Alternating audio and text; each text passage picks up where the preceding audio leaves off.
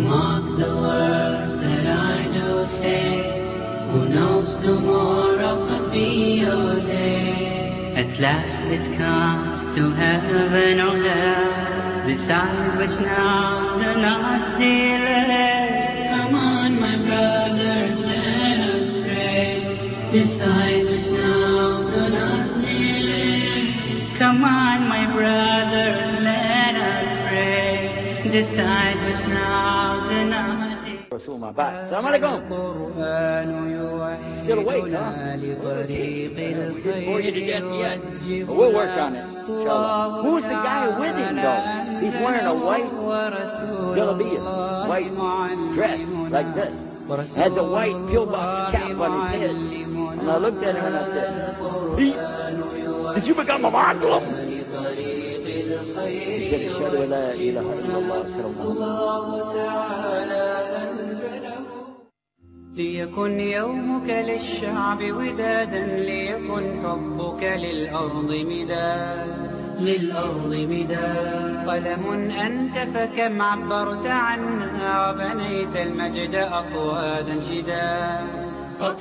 شداد أنت يا ملهم شعب أن يبروا عشت كم حققت للشعب مراد ليكن يومك للشعب ودادا ليكن حبك للأرض مداد قلم أنت فكم. Who mark the words that I do say. Who knows tomorrow could be your day. At last it comes to heaven or hell. Decide which now, do not delay. Come on, my brothers, let us pray. Decide. Bismillah, alhamdulillah, wa salatu wa salam ala Rasulullah wa ala alihi wa sahbihi ajma'in. Ashhadu an la ilaha illallah wa la sharika lah. Wa ashhadu Muhammadan abduhu wa rasuluhu ma ba'd. Assalamu alaikum. You're still awake, huh? Okay. We didn't bore you to death yet, but we'll work on it, inshallah. My name is Yusuf. Can you say Yusuf? Let me say Yusuf. You're very good. I wish you'd teach my wife. She keeps mispronouncing it. She calls me useless.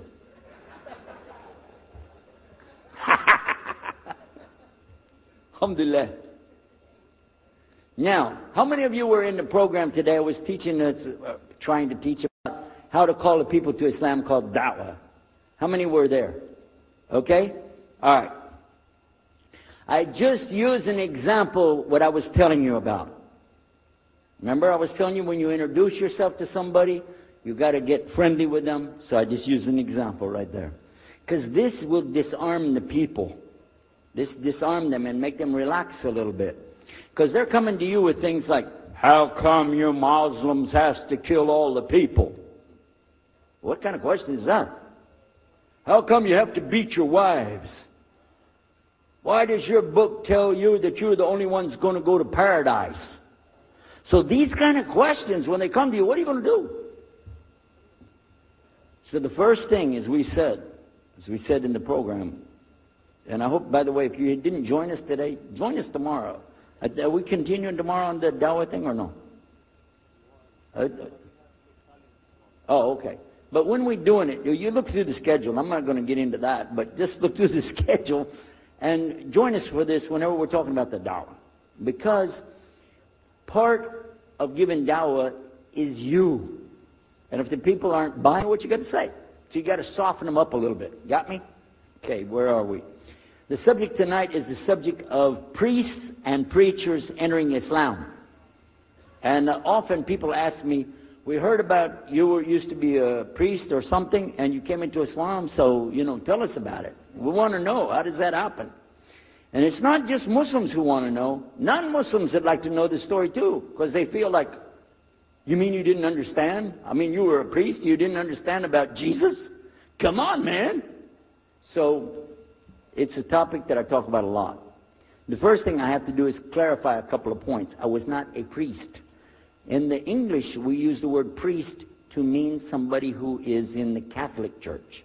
If you're not from the Catholics, if you're from the Protestants, then you don't use that term. We usually use the term, for instance, pastor minister, preacher, reverend, and these are some of the titles. We came up with an awful lot of them because that's the way humans are, right? Give ourselves titles.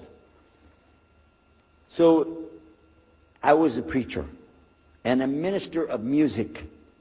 But it doesn't really matter, but just if you're talking to a Christian and you say a priest, he's going to say, oh my God, how is that? And when they find out, oh, you weren't a Catholic, well, that's a lie, then you weren't a priest. So I want to clarify that.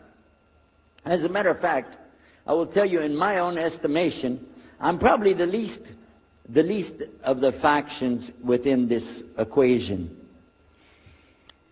Because there were so many other people that came into Islam the same time I did. That's why it takes a little bit of time to tell the story. But they asked me to tell it tonight, so we're going to do that. But I want you to listen carefully to realize what goes through the mind of a person that's not Muslim. Okay? And I usually start out by telling people that my father and I were both ministers, and both of us were also businessmen. In the reverse order. We were business first and preacher second. Got me? Because, well, you know, as they say, business is business. And that's exactly how it worked. We operated mostly in Texas. We had a place in San Antonio, Houston, and also in the Dallas area. And we were very concerned about Christian conditions. So my father started something called Concerned Christian Centers. And basically, if you look at it from a material point of view, it was a place to sell stuff. But what we would do is take consignment things in. People could bring things into us, and then we would sell it and keep part of the money. And keep a lot of the money. But anyway, they would bring in what they make with their hands, arts and crafts. And a lot of old women, they like to sit around and make things, then they give it to us. And this helps the church, which is called the church, and then it helps them as well. So it became like business and religion tied together, and that's very common in our country. At one point, my father told me, we're going to start doing business with a man from Egypt. Well, I said, well, oh, this is great. International sounds good. We can put this in our business card. We're international. He said, and this man, he's from Cairo, Egypt, and that's where, if you know, they have the Nile River, they have those big pyramids, they have the Sphinx, Abu Hul, you know, they got everything. And we said, oh, this is good. He said, and he's a Muslim. I'll never forget it. I've told the story many times, but it's just like it happened yesterday. I'm standing in between the kitchen, or in the dining room and the living room area. You know, like this when we're talking, and I just stopped like this. I said, what? A Muslim? No way. No way do I want anything to do with that. Dad, come on, you should know better than anybody. Because we were linked in with other preachers. My father supported people like Pat Robertson. Huh? You know him? Huh, Pat Robertson? And Oral Roberts. He's not very popular anymore, but he used to be real strong. And his ministry up in Tucson, Tulsa, Oklahoma. In addition to that, people like Benny Hinn. I don't know if you heard of Benny Hinn. He's coming over this way, so look out. And there's many of them. John Hagee, and the list goes on. Jerry Falwell, Jimmy Swaggart, some of the names, maybe you heard those before. We know these people. We know all about them. All about them. Okay? So at one point, here I am standing there talking to my father about a Muslim. These are the enemies of God. This is what we've been taught. These same people, I just mentioned their names, in their preaching on the television and so on, this is what they teach. Muslims are no good. Now it just became Muslims are terrorists. But back then, you know, we didn't reach that level yet. We were still just kidnappers, hijackers, you know. They said that Muslims don't believe in God, that they're worshiping a black box in the desert, and they kiss the ground 5 times a day.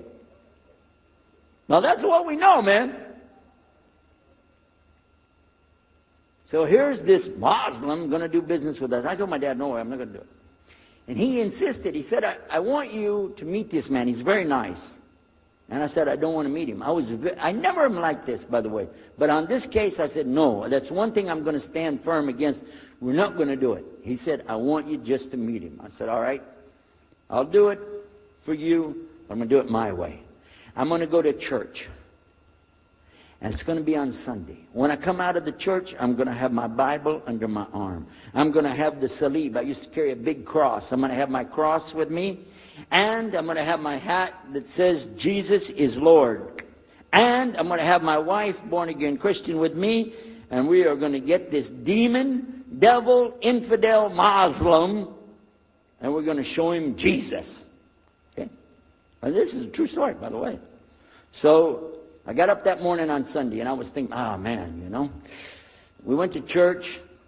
Strangely enough, the preacher was preaching out of the Old Testament about salvation coming at the time of David, which really puzzled me, because according to Christianity, it's coming through Jesus. And it really, that opened the door for me, but that comes up later in the story. Why was he saying there's salvation before Jesus? That's interesting. Now, when I get there to my father's store, I'm looking around, you know. I'm looking for somebody wearing, you know, a long white robe and some kind of black, you know, thing over that with a long beard. And I guess I was looking for me, wasn't I? Anyhow, when I get in there, I don't see this guy. By the way, imama, sword, everything. Ayatollah Khomeini, maybe. This is what I had pictured. I said, where is he? I'm ready. My father said, he's over here. I said, where? I said, here. This is a normal guy. He was normal. He didn't, you know, didn't have a beard. He didn't have any hair at all. I said, how do you do? I told him my name. He introduced himself. His name is Muhammad. I said, how do you do? After the niceties of, hello, how are you, how's everything, I said, do you believe in God? He said, yes. Oh, yeah? Sure. I said, but do you believe in the God of Moses? He said, yeah. Abraham? Yeah. What about David and Suleiman? He said, yeah. So when I meet this man, I'm impressed that he's believing these things, but I thought maybe he's just saying it. So I even asked him, what about Jesus? Because I thought maybe they're kind of, first I thought Muslims were like Hindus. That was first. And then when he said he believed in some of the things of the Bible, I said, okay, maybe they're like Jews. So that's when I said, yes, but what about Jesus? Do you believe in Jesus? And he said, yes. I said, okay, wait a minute. This is going to be easy. I can convert this guy.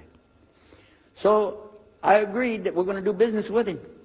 And in fact, I took him immediately out to have tea together. We sit together, drink tea, talk a little while. And I started tearing the peach string right away. I'm in the Bible. I got it right there. Flip it open. Genesis. Let's talk about Abraham. What do you know about Abraham? Abraham, he had 2 sons, you see, and blah, blah, blah, blah, blah. And I'm doing all the preaching to him. You imagine this?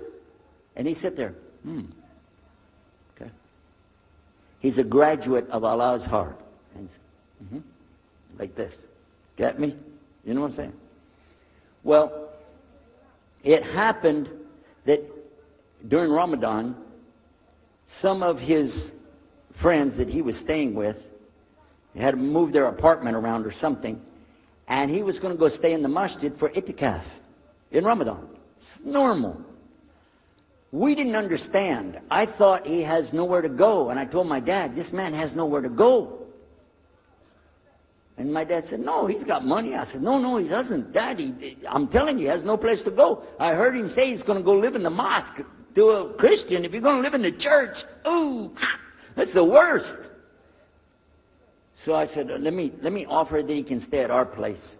And my dad said, no, you don't do that. That's not right. I said, no, I'm going to offer it to him. I went to him and I said, how would you like to come stay at our place?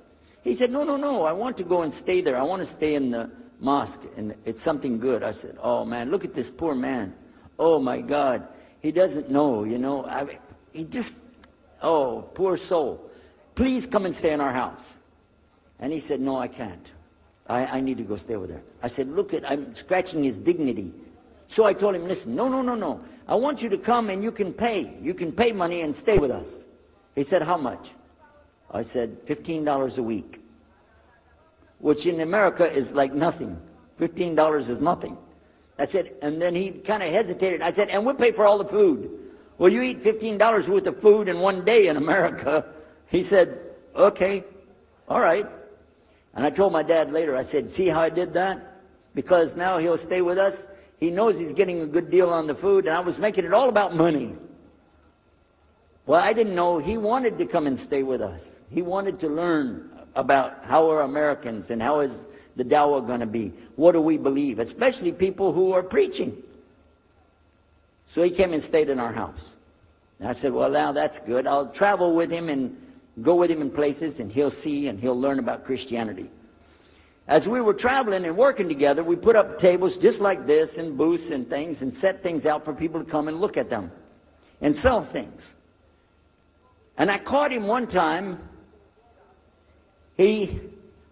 When somebody wanted to take something from the front, he took it from the back and gave it to him.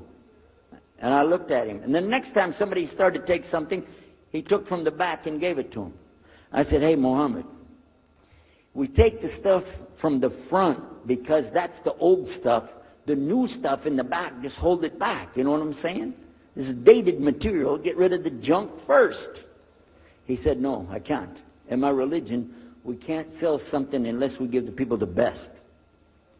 I said, got me on that one. And I'm supposed to be telling him about a better deal. I said, okay, yeah, whatever. You're never going to make any money, though. But that's all right. Over a period of time, I came to learn a lot of things. Also about being humble.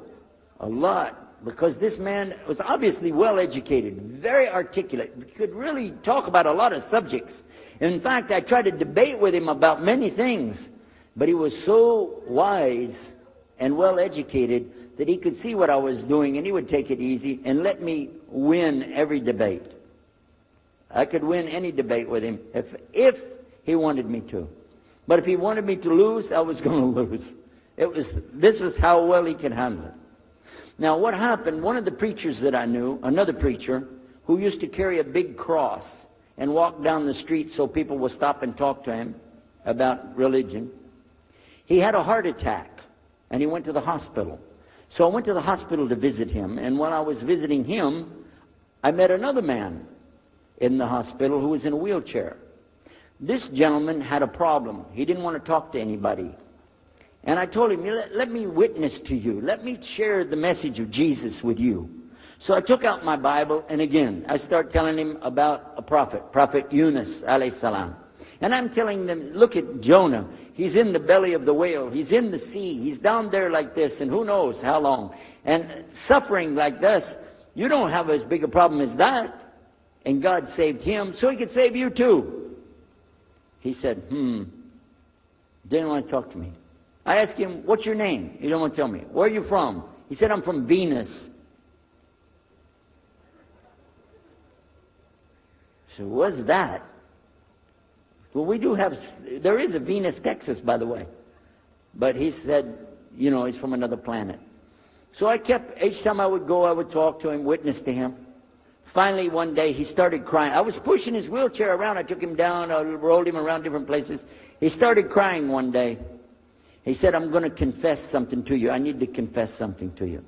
Now, to a Catholic, confession means you're going to tell the priest all your sins. And then he's going to forgive you. Well, I wasn't Catholic. And I told him, listen, I'm not Catholic and I'm not a priest. I'm a preacher. He said, I know better than you do. I am a priest. I said, oh my God. This man is a priest? And he knows the Bible better than I do. He said, I just have had a hard time.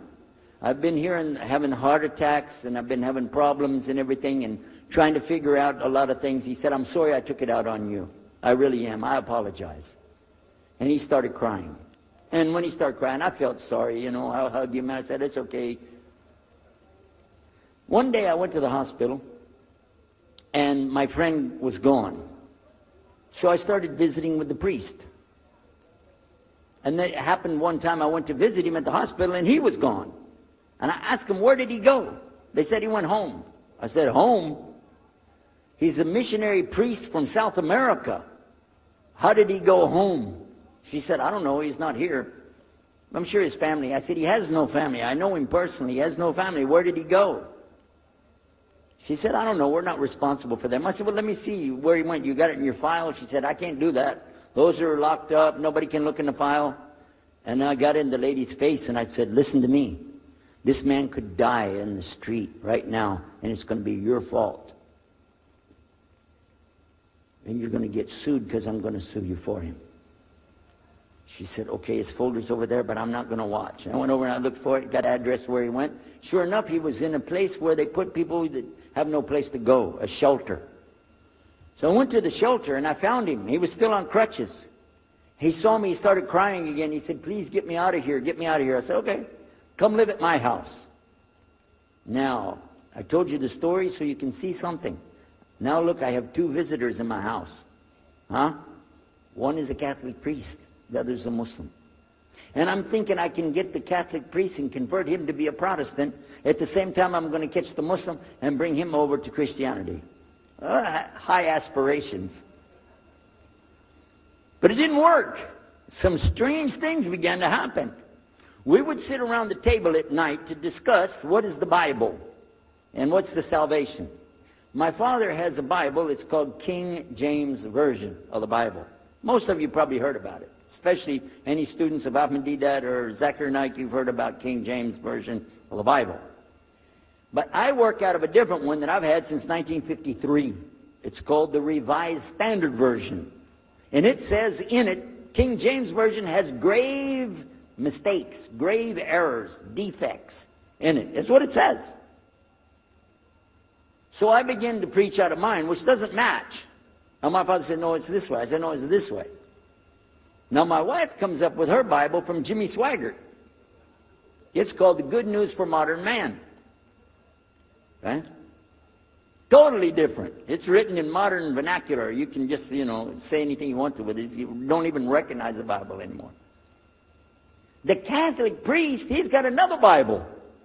An older Bible with 73 books. We're working out of 66 books.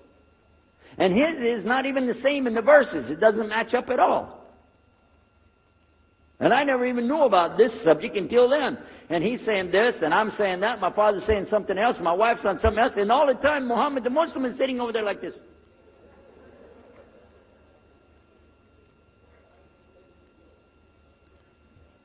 So we asked him.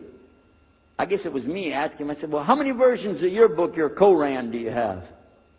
He said, the Quran has no versions. There's only one. It's original. It's in the Arabic language. ذَلِكَ الْكِتَابُ لَا رَيْبَ فِيهِ. This is the book that has no doubt. هُدًى لِلْمُتَّقِينَ. It's guidance for those who have taqwa for Allah. As Sheikh Muhammad Jabali was just telling you about this shield or taqwa that you have to have between you and Allah subhanahu wa ta'ala. And only certain people are going to get the huda, hidayah, dina, from this Quran. These people that have the taqwa.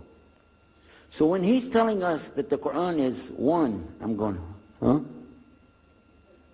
And it's in the original language, we still have it. You know what I was thinking? He's lying.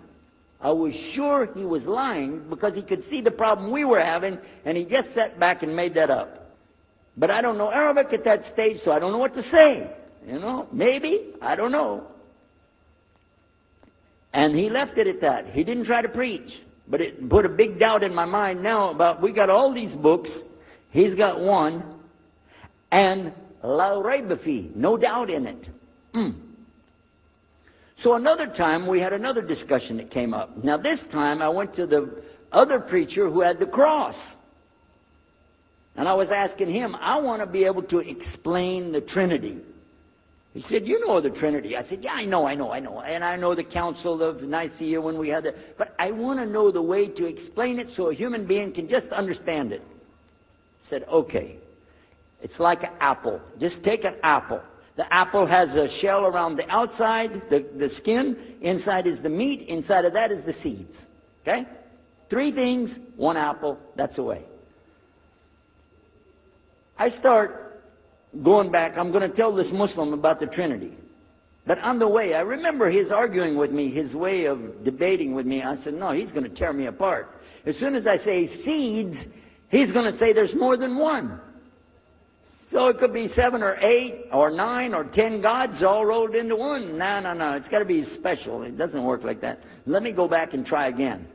So I went back to him. I said, what if he says there's more than one seed in there? He said, okay. I said, and besides, it could have a worm running through it. Then that would make it go up another notch. What can I do about that? He said, okay, forget the apple. I said, okay. It's like the babe, the egg. Use the egg. The egg has a shell. Inside of the egg is the white. Inside of the white is the yellow. 3, 1 egg. That's it. That's good to go. Now I start going home again, and it hit me. Wait a minute. The egg could have a double yolk. God becomes 4, just like that. Plus, it could be rotten. I'm not going to ask him again. So at the market one day, I saw a man, and I was talking to him because I was listening to some things that Muhammad had told us about the belief in Islam, Allah is one. And so I was telling this guy, I got some doubts about the Trinity. He said, you a preacher, you have doubts? I said, yeah, it doesn't make any sense. It doesn't make any sense. How could 3 be 1? He said, okay, look. You see me? I'm one man. I said, yeah. He said, my wife? Yeah. It's one person. Yeah. See my son? Yeah. 3. 1. One family. It's the family of God. Use that. I said, there you go. The family of God. You don't get very far on that one, and you realize right away they could have another kid just like that. But worse, they could get a divorce. You want a God that can get a divorce? Huh? In Texas, if you get a divorce, your wife gets the cars, house, your retirement check, your 501, your Keogh plan. She's going to get your computer and even your email. You got nothing left. And I don't want a God that could have a worm in it. I don't want a God that can be rotten, and I don't want a God that can get a divorce. I want to explain this Trinity the right way. Sure enough, the subject came up, Trinity. There we are. Now here's the priest trying to talk about the Trinity is like an apple. I'm going, go there. And then the egg, don't worry about it. The family of God, forget about it. I know what's going to happen. So we ask Muhammad, we say, okay, what do you say about God? What do you think he said? أعوذ بالله من الشيطان الرجيم بسم الله الرحمن الرحيم قل هو الله أحد الله الصمد لم يلد ولم يولد ولم يكن له كفوا أحد. And he explained it something like this. Say he is Allah, the unique, not like anything else. He's eternally sought after by his whole creation, but he doesn't need the creation. He's not the father of anything. He's not the son of anything. He's not like anything. And he is unique. Ahad. I said, boy, that's exactly what I already think, but I can't admit that. That sounds too easy. But plus in the Quran, Allah subhanahu wa ta'ala tells us to tell the Christians, don't say 3. Here's a little point. I'm going to go out of the story for a minute to show you something. Nowhere in the Old Testament, the Torah, or the Zabur, the Psalms, or the Injil, which is the New Testament, nowhere in the Bible do you find the word Trinity. Not once. Not once is the word Trinity. But it's in the Quran. We have it in the Quran. It says, Thalath, tell them not to say Trinity. But they don't have it, and Allah said, don't say it. Guess what else? The word Bible is not in the Bible. Bible is from Greek. It means biblios, or book. Book. But it's in the Quran many times. Is it? Kitab. Book. Ahl Kitab. People of the book. So we found in the Bible a shortage. They're talking about it, but the Quran is explaining it. I found actually in the Quran, I can explain the Bible much better because it gives me the things I didn't know how to explain. So then in my mind, look what I did. I started realizing what he was saying was true, but I never admitted it. Instead, I was taking this and mixing it. And when I would go give my next talk, I would say, so and so and so, and I would use what I learned from the Quran to explain what's in the Bible. Some of the people liked it, but some of them didn't. Because when I began to talk about salvation being based on what? And the Bible tells you in there, there's no Savior except God. It says it real clear. Jesus is not your Savior, God is. When I found that, I said, okay, let me try another way to explain that. Each thing as I would learn it, I'm trying to change how I'm presenting the thing. It still doesn't dawn on me, I need to do something. But I could see for sure God is only one, and that, so I totally forget the Trinity thing. My dad never did believe it anyway, so he had no problem with it. Now we come to some new thing. The priest asks the Muslim, can I go to your church with you? The mosque. He said, sure, come on. Well, he went, and they came back. So he took the priest aside, come here, come here. What do they do? What do they do in there? Tell us, what do they do? Do they like kill some animals, or what do they do in there? He said, no, they just stand there like this, and they pray, and they leave. I said, what? They pray and leave? He said, yeah. Okay, what kind of music do they have? He said they didn't have any music. No music? How in the world are you going to worship God without music, man? So I asked him, Muhammad, you guys don't have any music? He said, no. Now, I'm in the piano and organ business. I said, how many mosques are there in the world? He said, millions and millions and millions of them. And I said, none of them have a piano. He said, no. Any of them have an organ? He said, no. Oh, man, I can get rich. Just introduce some music to these guys, put it in there, you know, bound to be. I said, do Arabs have any music? He said, oh, Arabs have music. I said, boy, I got it figured out, boy. I can see my next $1 million coming right straight up at me, you know. So then the priest asked again another time. He wanted to go back to the masjid again. He went, this is middle July, 1991. He went to the masjid with him again. And by the way, this masjid, Sheikh Mohammed Jabali knows it very well, is on Medina Drive in Arlington, Texas. And that's where they were going to, because we were living in Midlothian, just south of Oak Cliff and south of Dallas. So they didn't come back.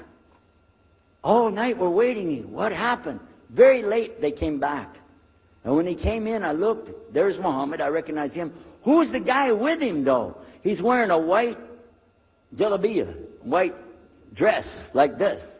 Has a white pillbox cap on his head. And I looked at him and I said, Pete. His name was Father Peter Jacobs, but we're not, you know, Catholic, so I don't have to call him Father. I said, Pete, did you become a Muslim? He said, Ashhadu an la ilaha illallah, Ashhadu Muhammad Rasulullah. I said, oh my God. Now I used to have cameras like these cameras right here, because we had a television show called Estes Music Jamboree. So I got one of our cameras out, opened it up, set it all up on the tripod, and I was going to interview him and ask him, well, you know, well, you went to Islam, what happened? While I was talking to him, though, he fell asleep. So it was still in my mind, and I was thinking, what am I going to do? This is too amazing. Now here I'm preaching to the people, and I'm trying to change what I'm saying, and here's a priest, just became a Muslim. My father's saying it's a good deal, it sounds all right to him. I don't know what to do. So I decided I'll talk, make mashura. I talked to my wife. We have an apartment upstairs. We were in our apartment up there, and I'm telling her, oh, you know, a priest became a Muslim today. What is that? And can you imagine what they were saying about the Quran and saying about this and so and so? All of a sudden, she said, I want to get a divorce. Oh, whoa. It's not the subject, but what happened? She said, no, all this talking about religion and talking about Islam, and so I can see. I said, oh, no. No problem here. No problem. I said, you thought no, I was just observing somebody else. No, I'm not interested. Trust me. I don't want to be with those Muslims. Last thing I want to do is be with a Muslim. No way. Just put your mind at ease. She said, I need a divorce. I said, where are we going with this again? What's the problem with that? What happened? She said, a Muslim can't be married to a Christian. I said, what? No, wait a minute. Hold on. I don't look at me. I'm telling you, I swear, I don't want to be a Muslim. Okay? Okay?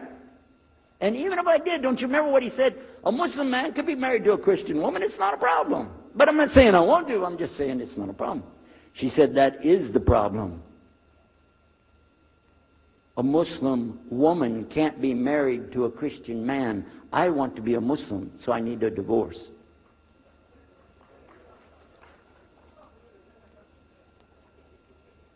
I'll never forget, I was sitting right on the edge of the bed, just sitting there, you know, and I almost fell over. I said, at last, I can tell the truth. I can say it. I didn't realize that she liked the idea. I was afraid. I said, okay, the good news is, I too want to be a Muslim. You know what she said? I don't believe you.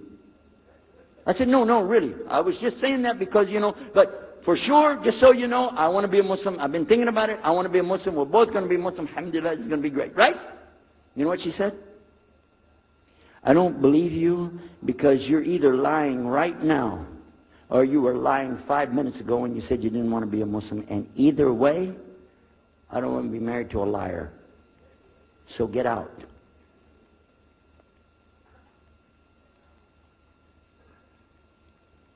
So I started leaving. I'm walking down the stairs of the apartment. I'm down to my father's part. I said, wait a minute. Where am I going to go? This is my father's house. I just got thrown off of my own property. What happened here? So I went to get to Muhammad and I woke him up. I said, come, you and me, we got to talk. Come with me.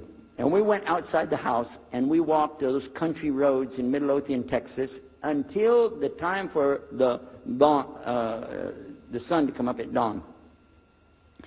And all that time I talked to him about what's it like to be a Muslim, how do you have to believe, what do you have to do. Let me hear all of it now. And no more playing a game. I'm not debating, I just want to know. Just tell me. Just tell me what's Islam. I need to know what I need to do.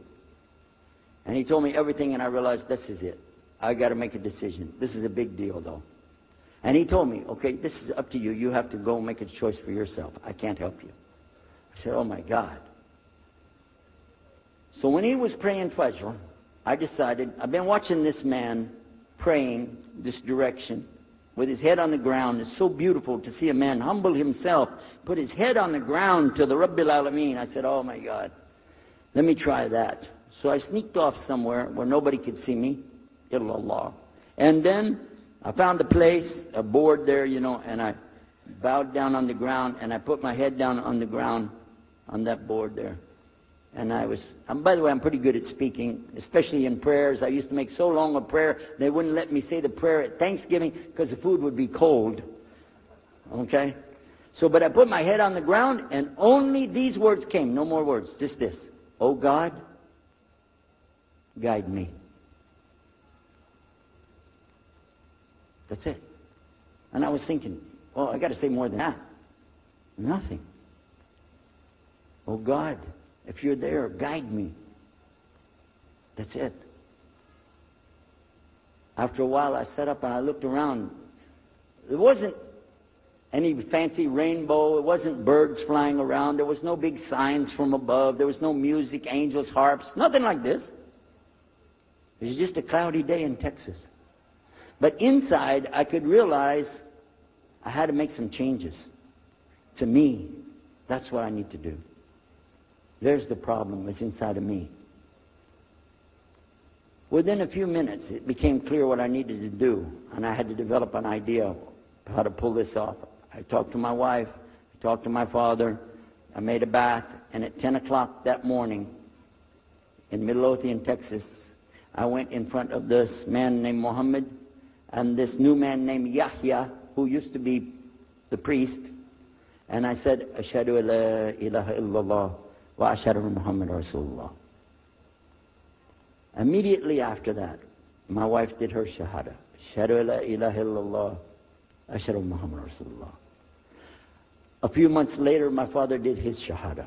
Ashhadu an la ilaha illallah, ashhadu Muhammad Rasulullah. Step by step by step, we saw so many people enter into Islam.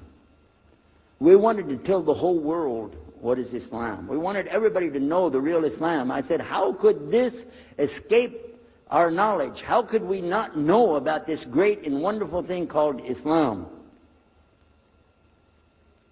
And it looks like all we got to do is just tell the people. I went to the imam of the masjid there and I told him, let's tell the people. Then I found out something else about us as Muslims. And that's why we've got this convention here right now. This is why we have the exhibition. So you're going to use this week to learn how you can become, inshallah, the best Muslim you can be, and how you can show the real Islam to the people that are not Muslim. This is your duty. This is your duty. This is your language. This is your people. Just as it's my duty to give the message to my people and my language. And so the same way, it's your duty to give the message to your people. Allah will not ask you if they made shahada, but He will ask you if you delivered the message. Alhamdulillah, today, I can tell you with no doubt in my mind, we have seen thousands of people give shahada. Several hundred at a time. And I don't do it through debates. But I don't need to debate any Christian. I was a Christian. I am a Muslim. If you want, I can give you both sides. Easy. Okay? I'll play both parts. I'll be the Christian and tell you this, and then I'll be the Muslim and give the answer. And there won't be any argument. And I've done that so many times. And let me share one story with you before I end. I'm going to leave now. Inshallah. I was telling the brothers today that I was asked to give a talk in a church in Hagerstown, Maryland, just outside of Virginia. This was in 1999. And I went there and I gave a talk in the church on Sunday. Because I know how to address the people. How many years was I a Christian? 50 years? I know what they want to hear. Get them ready, and they said, oh, wow, this is normal preaching. But then when I came to the part, La ilaha illallah, I stayed on La ilaha illallah until they said, yes, that makes sense, it makes sense.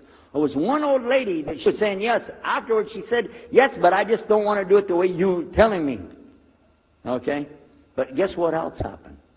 2 people did shahada right there. Hello? In the church. In front of their preacher. They said, yes, we agree. We like this. We want to know more. And we say there's only one God to worship. Shahadu la ilaha illallah. In front of the preacher. And one of them was his daughter. I took them to the masjid, and they did shahada in the masjid that afternoon, a Sunday afternoon. And later, the boy, he married the girl. They're Muslims living there now. Now, let me ask you a question. If I would debate and argue with this preacher and made him look stupid, would he ever bring me back again? No. I'm going to ask you a question.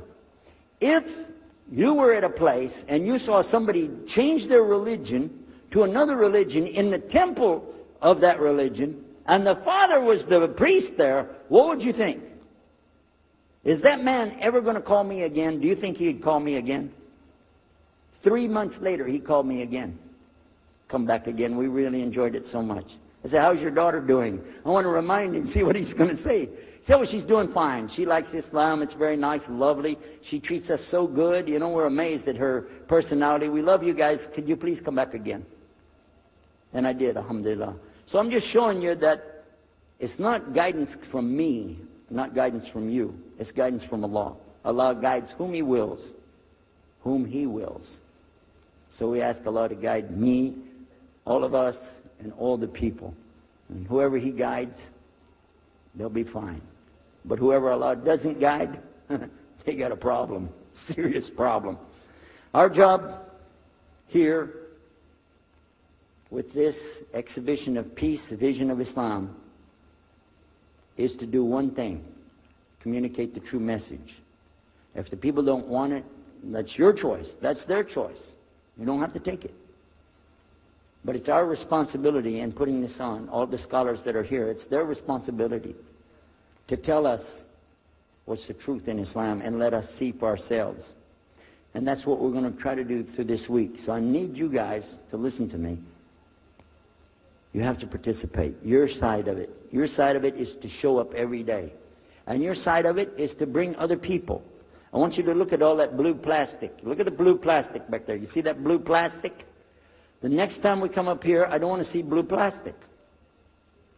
And that means I don't want you to steal the chairs tonight, okay? I want you to go get some people and fill up those chairs so they can hear this message before it's too late. Because if that man from Cairo, Egypt, had not taken the time to spend 3 months of working slowly, carefully, nurturing myself, my wife, my father, my daughters. They also became Muslim, by the way. I forgot to mention that part. And a priest. Look at what Allah gave him. And from all the people that we gave Shahada, this man in Egypt is taking the reward for that, even now. Even now. I'm not saying you'll give a Yusuf Estes the Shahada, but I'm saying Allah will give you the reward according to what you're trying to do. Please don't leave this place tonight and forget what you heard here. Please carry this with you.